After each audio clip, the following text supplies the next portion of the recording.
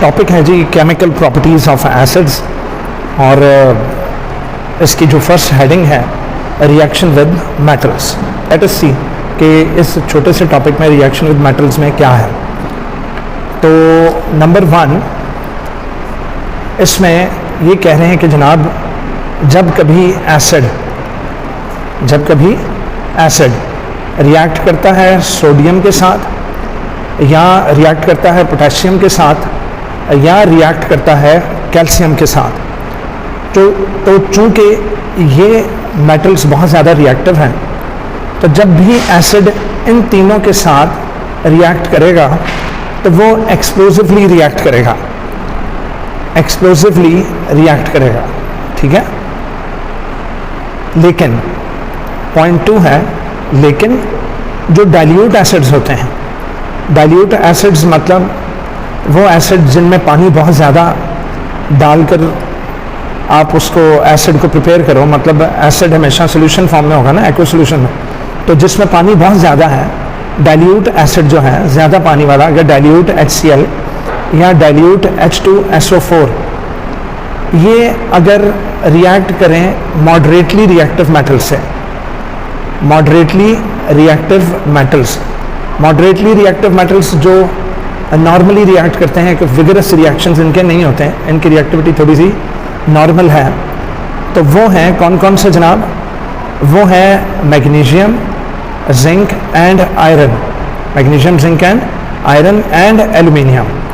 तो जब ये dilute acids magnesium, zinc, iron या एल्यूमिनियम के साथ रिएक्ट करते हैं तो बेटा सॉल्ट एंड हाइड्रोजन गैस बनेगी।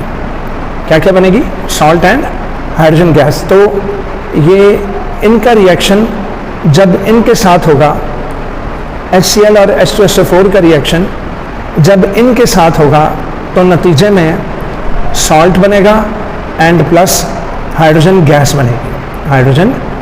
बनेगी। अब हम इसको करके तो देखते हैं। अब आपकी किताब में 2 एग्जांपल्स हैं। पहली एग्जांपल है जी zinc reacts with H2SO4 to produce. अब बेटा जिंक की जो रिएक्टिविटी पावर है वो है 2+, और अगर मैं इसको तोड़ूं तो ये टूटेगा H+ और SO4 2- में। तो अब ये अगर याद नहीं है आपको 9th क्लास में वैलेंसीज और ऑक्सीडेशन नंबर्स याद करवाते हैं, अगर नहीं है तो अभी याद कर लें।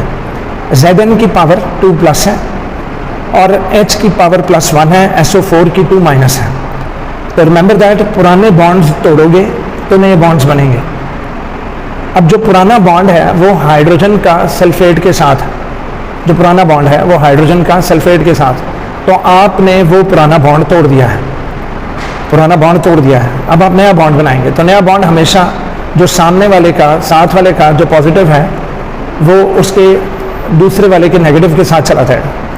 अब फार्मूला मेकिंग के जो रूल्स हमने 9th क्लास में सीखे हुए हैं उसके मुताबिक आप पॉजिटिव और नेगेटिव रेडिकल्स को आमने सामने लिखते हैं, फिर आप प्लस को माइनस से कैंसिल कर देते हैं, और फिर इसकी जो वैलेंसी है, चूँकि ये कॉम्प्लेक्स रेडिकल है, एक से ज़्यादा एटमों पर मुश्तमिल है, इसके इर्द गिर्द ब्रैकेट्स लगेंगे, इसकी वैलेंसी वहाँ चली जाएगी और इसकी यहाँ आ जाएगी, तो ये बन जाएगा Zn2SO4 होल ट्वाइस।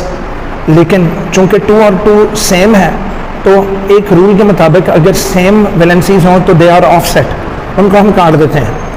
तो लिहाजा प्रोडक्ट्स में मैं लिखूँगा ZnSO4, और जब हाइड्रोजन आयन अकेला बचेगा उसको आपने हमेशा डायटॉमिक शक्ल में लिखना है, दैट इज़ H2।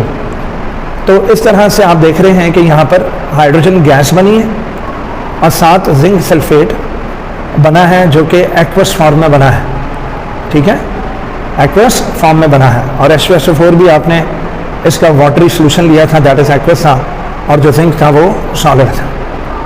तो वही हुआ जनाब सॉल्ट, हमने यही लिखा था ऊपर, सॉल्ट एंड हाइड्रोजन गैस बनेगी, तो सॉल्ट और हाइड्रोजन गैस बनेगी। उसके साथ अगर मैं दूसरी एग्जांपल देखूं तो उस एग्जांपल में ये बुक पर उसमें एल्यूमिनियम रिएक्ट कर रहा है HCl के साथ। अब पुराने बॉन्ड्स तोड़ने होंगे नए बॉन्ड्स बनाने के लिए। तो अगर मैं पुराना बॉन्ड तोड़ूं तो ये H+ और Cl- में टूटेगा, और एल्यूमिनियम की जो दूसरों के साथ बॉन्डिंग पावर है वो है 3+। अगर आपको याद नहीं थी तो अब कर ले, क्योंकि जब तक ये याद नहीं होंगी आप रट्टा लगाओगे इक्वेशन पर, और रट्टा अगर भूल गया तो सब कोलैप्स हो जाएगा पेपर में।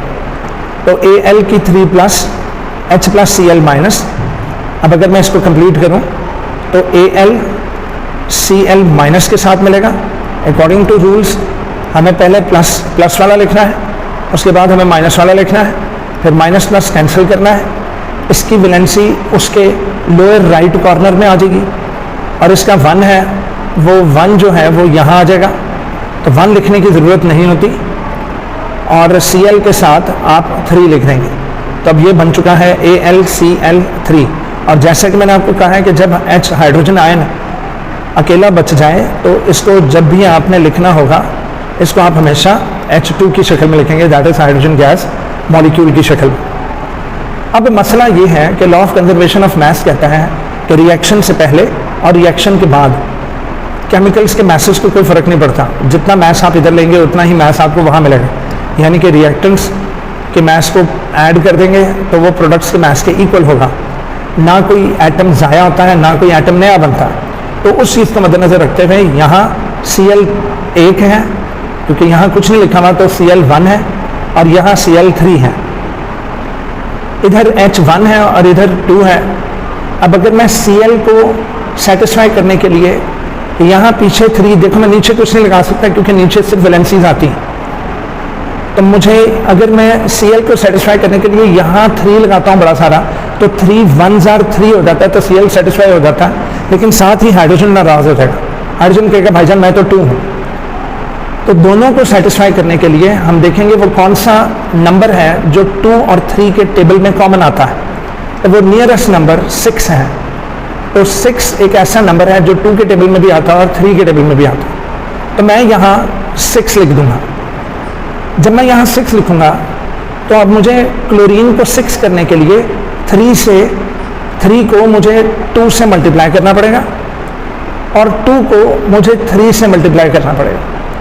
अब इस तरह अगर यहाँ हाइड्रोजन के 6 एटम्स हैं तो उधर भी 3 2s are 6 हो गए, और अगर इधर क्लोरीन के 6 1s are 6 एटम्स हैं तो यहाँ पर क्लोरीन के भी 2 3s are 6 हो चुके हैं।